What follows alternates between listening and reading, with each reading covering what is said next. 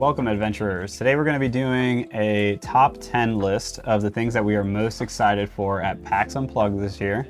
That's coming up in just a few days. None of these things are in any particular order, and we kind of just jotted the things that we've kind of recently seen, maybe saw online, maybe someone else suggested it, and just games we've been following for a long time and we're super excited to see there. So the first thing, which I think is just a demo, I'm not sure if you can buy it yet, is the Lord of the Rings trick-taking game. I keep hearing a lot about it, and I keep hearing it's really good. And it seems like the Lord of the Rings series has been killing it this year, so that's, I guess, my number one.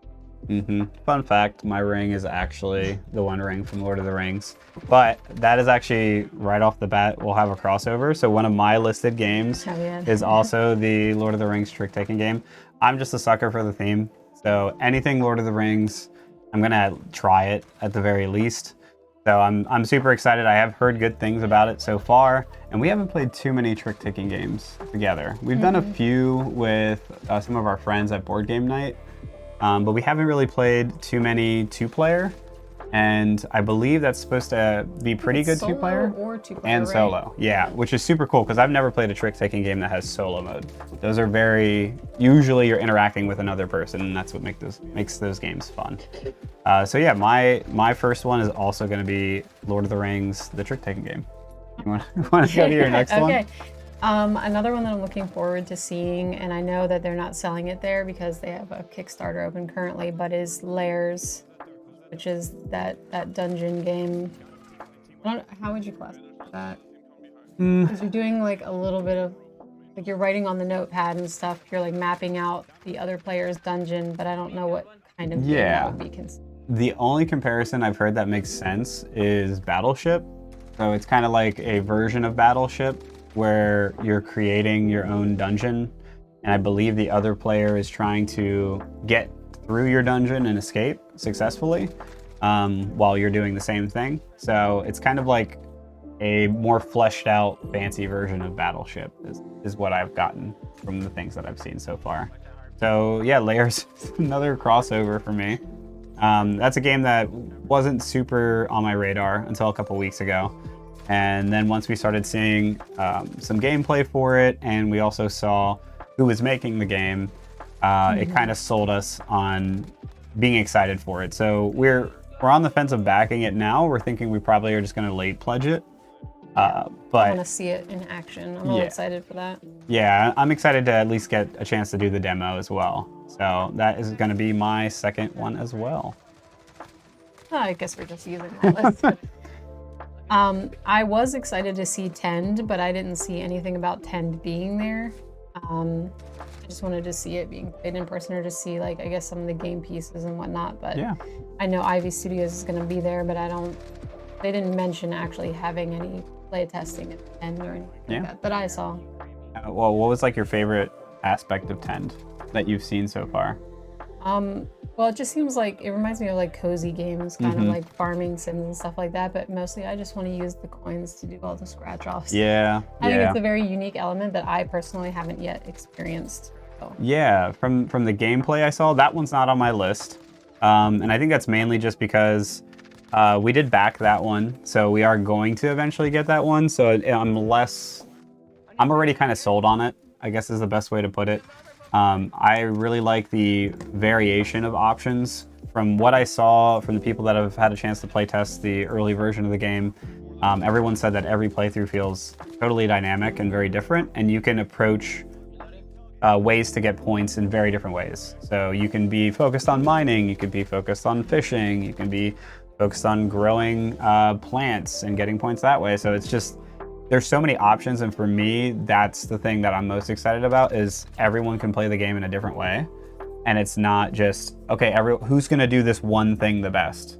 Yeah. It's like, oh, you fish the whole game? I love games like that where you can just pick a sort of direction that you want to go. And there's so many different ways to add up points at the end where everybody can end up doing their own thing.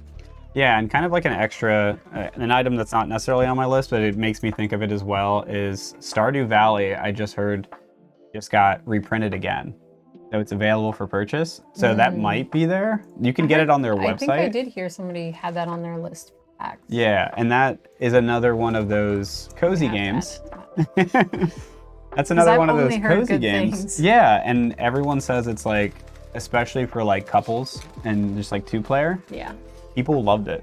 So that's something that I don't really know too much about. I've played the video game, but it'd be really Same. cool to try the board game aspect of it. Plus the video game, board game thing has been a huge hit lately. Mm-hmm. Ooh, and Terraria. Is that on my list? Oh my gosh. My list. Oh no, I didn't put that on my list. I kind of dropped the ball on that. So actually, one of my items is not really a board game, so I'm actually gonna replace that one. That'll be like an honorable mention. And I'm gonna say Terraria. So I've played the video game quite a bit, and a lot of our kids, like, they've also played a lot of Terraria and really enjoyed the video game a ton. So I just want to see how that looks on a board game table. I'm very curious how that could be implemented. Yeah. In that kind of. And it from what I saw, like the description is like it's gonna have digging, it's gonna have like gathering materials, crafting, like building. So I don't know, like that kind of stuff in video games doesn't really draw me in as much, like the building, like the slow build up of getting materials and building stuff. But when it's when it's in a board game and you're kind of doing it in like very active, engaging turns, it's way more enjoyable to me. I could see that. Yeah, I'm really excited to see how that is in board game format, and I believe that's going to be a demo at PAX. What's your next Yeah, I wasn't one? sure if that was a demo or not. Yeah, because that's getting backed. I don't think that's out yet. Oh, okay. Yeah. I heard somebody mention Reef and Ruins, which is just a small game. All I know is that it's a roll and write, so it went on the list. Ooh. Reef and Ruins, so like underwater. Yeah, so I was just like roll and write, and I thought that was an interesting theme, kind of like you have the cartographers. Then I know there's that train one where you can map out the trains. And I thought, okay, Reef and Ruins sounds kind of cool. Yeah. I don't really know anything else. Somebody else recommended it, and they said roll and write, and I was already sold. Yeah, I'm getting way more into that series now, just because you're such a big fan of it. Yeah, like I've played cartographers many years ago, but it was always like the base version. Kind of learned it, played it, never played it again. So like playing more of it, and then we just picked up another roll and write at. I'm drawing a blank on what that one was called. Or what do you mean? The one that we got when we went to the cafe, the other place. Rolling Realms. Rolling Realms. Yeah. But yeah, we just picked up Rolling Realms recently and played that a few times, and I really enjoy that one as well. Yeah. That's So cool. I like the simplicity of it, but there's still a lot of depth beyond the basic rule set. Like there's a lot of decisions you have to make to try to maximize your points, and a lot of different ways you can go. And Rolling Realms is a great example of that, because you use the same set of dice to do whatever you choose to do with it. So yeah, if it's a rolling right, and I said rolling right. I was gonna say. If it's rolling right, I'm willing to give it a shot. And they're usually pretty inexpensive too. Yeah, it looked like a really like small box, like probably like $15-20. My favorite part about roll and writes is the replayability. Yeah. It's a lot of gameplay and it's small. Awesome. Yeah, that was not on my radar, so I'm excited to see what that is. So for me next, so this is the first time we're kind of branching away from our list a little bit. Don't worry, we're coming back. For me, man, my list is kind of jumbled. I'm gonna say Freedom 5. So I actually don't know if this is gonna be there. This is a hero-themed game that was kickstarted that's based on the Sentinels of the Multiverse universe, and I actually have that game over there. So that one's more like deck buildery. But this one, you're going to be playing a unique character. It's going to have a specific class, a specific set of cards in their deck, and powers that are going to be unique to them. So it is a huge board. There's tons of different pieces, and when you're doing each of the acts in the game, I believe is what they call them, you're actually going through comic books. So they have like actually fully fleshed out made comics, and you get to like read the comic until it gives you instructions on like what to do on the board. So as someone that's just like a big superhero fan, I love that. that theme. I love that world, those types of characters. You know, a lot of the characters in that game are loosely based on Marvel characters, so like you kind of get the same feel. And that one was a game that was kickstarted for multiple years, and it officially came out. Like people started getting their copies recently. So I don't know if they're gonna be there. I don't even know if they're selling it there per se. But I'm hopeful because I do want to pick it up. But I'd rather try it out or get to see it in person before I make that decision. So I'm hoping Freedom 5 is there. My next game is Oath to Embers. That's why I said we're coming back together. Our lists are very similar. I definitely want to see that demoed. I heard a lot about it. Plus, they just announced it, dropped a trailer for it, and everything. It's really cool. But it's one of those that I would definitely want to see before investing money in it, because there's a lot of big games like that. Yep. I mean, that's definitely on my list. That is a game that we saw in the initial email that Pax Unplugged sent of some games that I forget how they worded it, but games that they were excited. Featured games or whatever. And from my understanding, it's a very small team. I don't think they've made a board game prior. I might be wrong about that. But the guy that kind of started the project is doing all the art for the game as well, and the art looks fantastic. There's a deck building aspect to it. You have fantasy characters and classes with a lot of encounters against mobs and bosses. And then they dropped, like she said, they dropped the trailer today, right before PAX Unplugged, and you get to see a lot of the cards and a lot of the pieces that are going to be inside the board game, and the box looks way bigger than I thought it was going to be. So not that we need more of those in our collection, but we both look over there. The big thing that they're pushing, and they did in the trailer as well, is every hand of cards, you're going to have a ton of different things you can choose to do. So every card's going to have its own set of actions, but then the sides of the cards are going to have shapes that are kind of half of a shape. And if you connect two cards to make that shape form, it has additional effects on top of like everything going on in the card. That's fun. So it's like the same 5 cards can be played in like, you know, an infinite amount of ways or something. And I like the brain teaser aspect of like, how do I maximize this? Yeah. So I'm really looking forward to seeing that. They're going to be having a demo there, so it's going to be really cool to actually see it played and see if that's something that we want to back, because it is coming to Kickstarter probably after PAX Unplugged, if I had to guess. It says coming soon, but yeah. Oath to Embers. Yeah, I want to get some video footage for Friday, so be looking out for that. What's your next one? I know this for a fact, is that I'm going straight to the booth and buying Confusing Lands and getting the promo.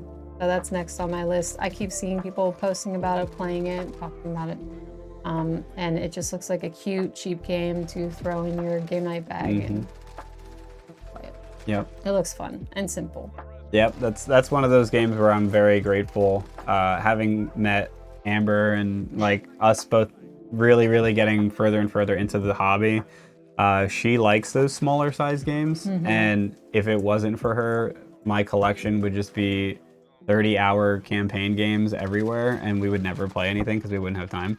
Yeah, so, which, I mean, don't get me wrong, I love campaign games. That's my second favorite. It's like, there's no like happy medium. It's like very short games or extremely long games. Yeah. But I like it because of kids and family and stuff. They're just very versatile.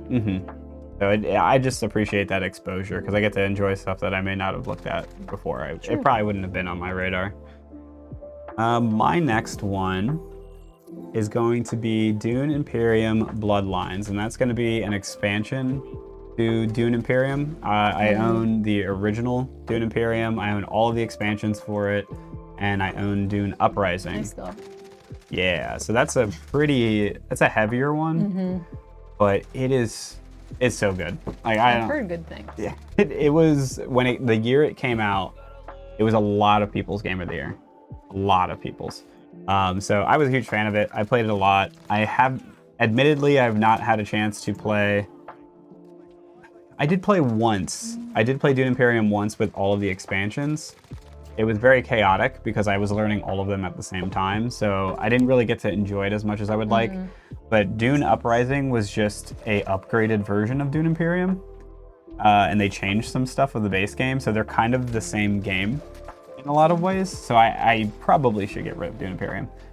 But yeah, from my understanding, Bloodlines is going to have, it's so weird. I've never seen a game like kind of be in the situation where it's going to be compatible with Dune Imperium and Dune Uprising, but it's more compatible with Dune Uprising. So if you don't have Dune Uprising, you don't get to use all of the features of Bloodlines. It's very odd. So from my understanding, like your best case scenario is you own Dune Uprising, you own the expansions, and you get Bloodlines, and you get to fully enjoy everything that comes in that expansion. So Dune Imperium Bloodlines is on my list of one I definitely want to pick up this weekend. I see another one that we have on here, which is in Fried Dice. Oh, yeah. Which I know you only know about because of me. I heard it was another roll and write, and it looked really cute, and the dice have chickens on them. Yep. I just want to roll dice. I just want to roll dice with chickens. Yep. And do roll and writes. I think that one was on that same initial email with Ode to Embers. So that's where I saw it, but I was like, I don't know what that is. And then you, like a couple days later, you were like, I want this game. I saw it on like, Instagram. huh? Somebody posted about it, and I was like, that's ridiculous and cute. And I just also, yeah, pretty much anything that's a roll and write, I just want to buy. Is that one gonna be for sale?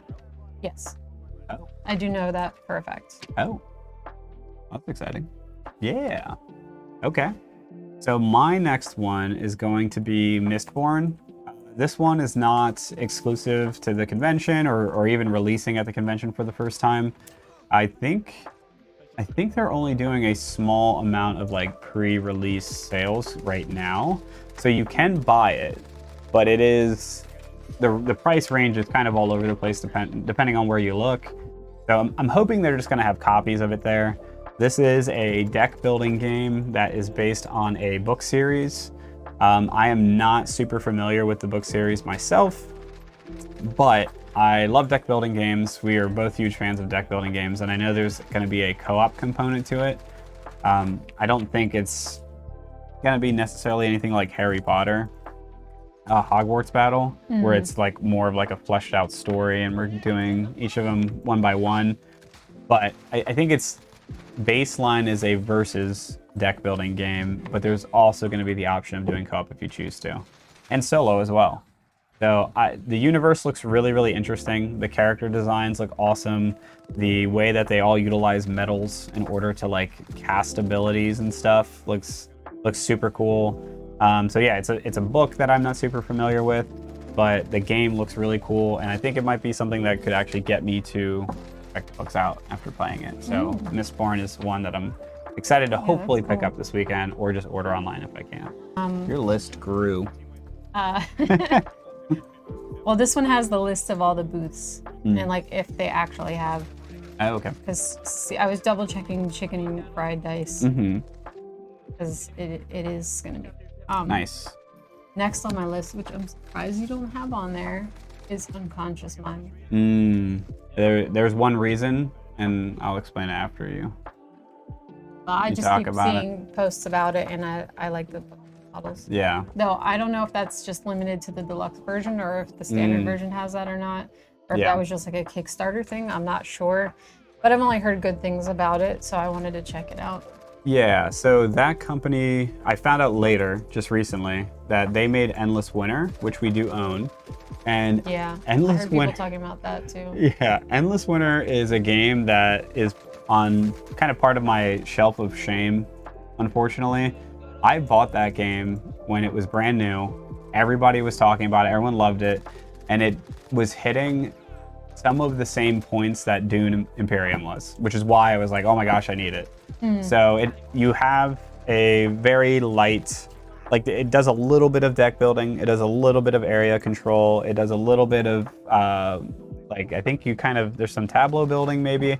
There's a lot of different mechanics going on at the same time. Yeah. So it takes a lot of core mechanics that are typically in other games and it just meshes them. And from my understanding, that game was also very, very liked. I have never played it.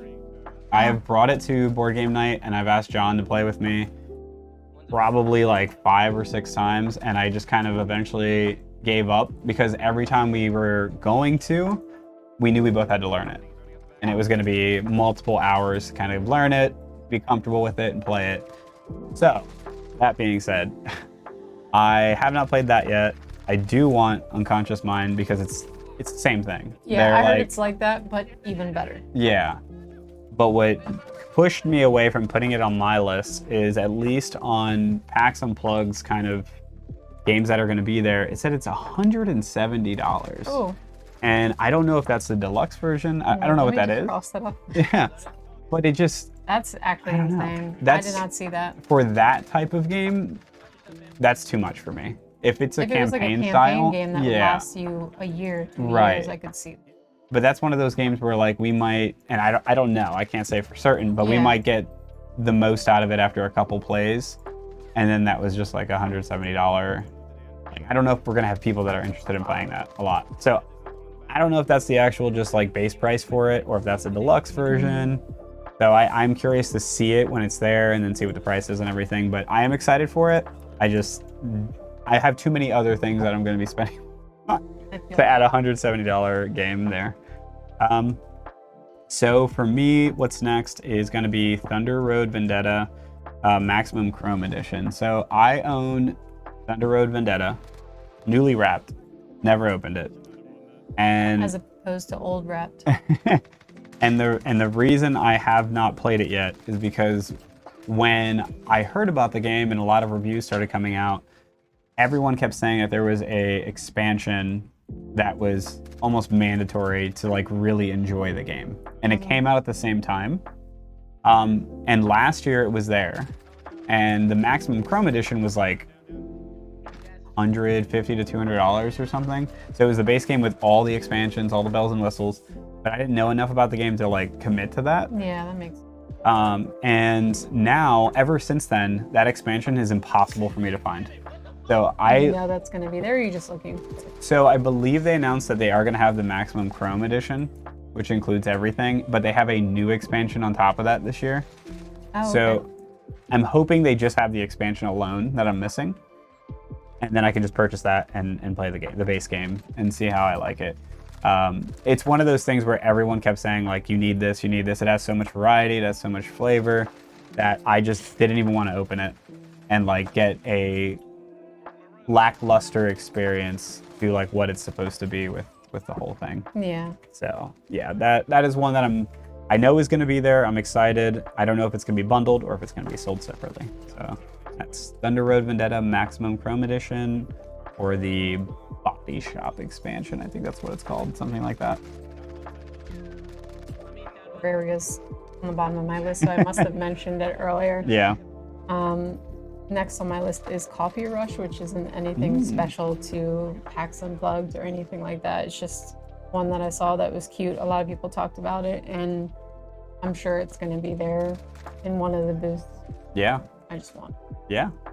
Yeah, that one looked really cute. I forget what other game that company made. Was it Creature Comfort?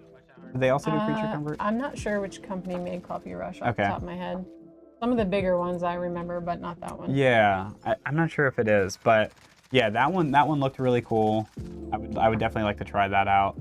And Creature Caravan, which we saw at Barnes and Noble the other day. I literally just saw a video about that. Yeah, and I saw more people talking about it after we didn't get it, and I was like, nah, I kind of, regret not picking that up. So Creature Caravan's kind of a bonus one on my list. And the last one that I have is going to be the Wormwood booth. So we have a Wormwood table, and that is what we use for all of our board gaming fun. And they are typically there every year, and they sell a bunch of their accessories. So we've had the table now for like about a half a year, something like that. We've done some like modifications ourselves to the table, but I'm very, very happy with the table. It's, it's held up very, very well. It's very, it's very well made. It looks really nice. The inside is great now that we've added that extra layer of suede and foam. But yeah, it has a magnetic rim around the outside and the inside of the table. Need cup holders.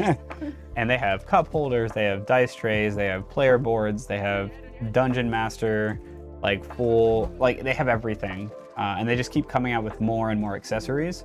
So last year I asked them if they would do a deal where I would purchase like multiple accessories and get some kind of discount. They actually were okay to do that, but we ended up spending a lot of money on board games, so I didn't end up going with that last year. But yeah, this year I definitely want to try to pick up at least cup holders, and maybe some trays. I don't know. I want to see what they have there and pick some stuff up and upgrade our table even further. Yeah. I have some bonus men. You, me? Okay. It's probably not going to be there, but I wanted to see if they had Maladum. I think that's like. I'm like drawing a blank on what it looks like in my head. I think that's an international game. I mean, a lot of games are made internationally, but when I went to purchase it, the main website wasn't international. Oh, okay. So I don't expect it to be there, but if it was there, I would like to pick it up. Yeah. I also heard about a game called Backstories, which is almost like a choose your own adventure, but it's like a legacy game. But it's a small one where you kind of just like go through the story and make your own story. And I just thought that sounded really cool because as a kid, I did a lot of choose your own adventure. Yeah, yeah. And that's just a little different than your average board game that you hear about. Then there was also Exit Dungeon, probably not going to be there. Which one was that? That's the one I sent you a couple days ago, where I think it's a 2-player. It's solo or 2-player, and you are trying to do, it's kind of like a puzzle. And you're trying to make the exit out of the dungeon, but you have to do it in a very specific way.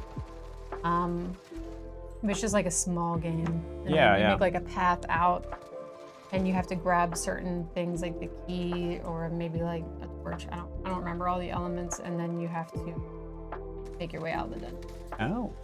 Kind of like a puzzle type game. They are gonna have a Night Cage. Yeah. They actually have a new expansion for it. Oh, do they? So that'll be there too. I don't know if you saw this. I think I sent it to you last night, but Nekojima has an expansion now where it comes with a Torii Gate. No. Yeah, I definitely didn't see that. That's the cat one, right? Torii Gate, which if you don't know what that is, it's like the shrine, the red. Yeah. Yeah, that's the cat game. There was drama about that regarding Assassin's Creed. That's why it's like fresh in my brain. Oh. In your brain? In my brain. Then there's also Witchdom, which I heard was just a cutesy, like witchy style. That one's already out, card right? game. Probably. I think so. Yeah, I think somebody said they were picking that up. And then Crafting the Cosmos. Yup. Also, I saw that one I'm excited another about. honorable mention. Take a look at while I was there. Oh yeah, and then you haven't had a chance to play it. I wanted to show you when we were at that cafe, but they're the company that does Point Salad. I heard and all Point their City. games were going to be there. Yeah, there's a new one they're doing called Point Galaxy. I saw a lot of people mentioning picking that up as well. Those games are really fun, and they're small, they're compact. They're not super difficult, and there's a lot to it. So yeah, I really enjoy those games. I have a feeling that this year I'm gonna have an entire bag just full of all these teeny tiny little games, but I'm not mad about it. Like I feel like I'm gonna leave with like 25 games instead of like 3. Yeah, we're gonna need another shelf. You can get all the big ones. I got all the small ones. Yeah, I don't know if I have too many big ones. Like I think we're gonna need like a specialty kind of shelf that's only for 2. That'd be cool. Oh, well, we do have that like white clear crate.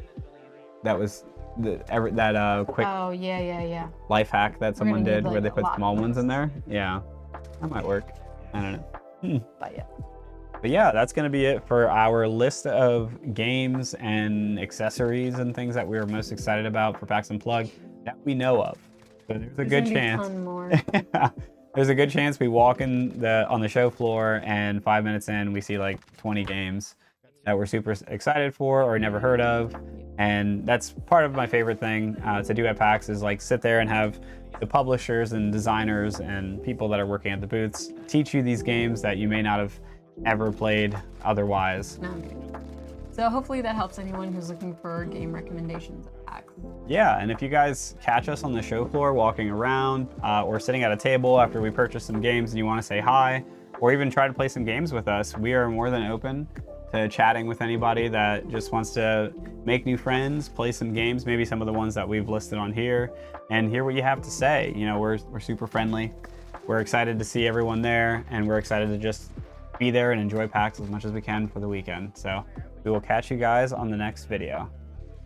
Bye, adventurers. Bye. I said bye.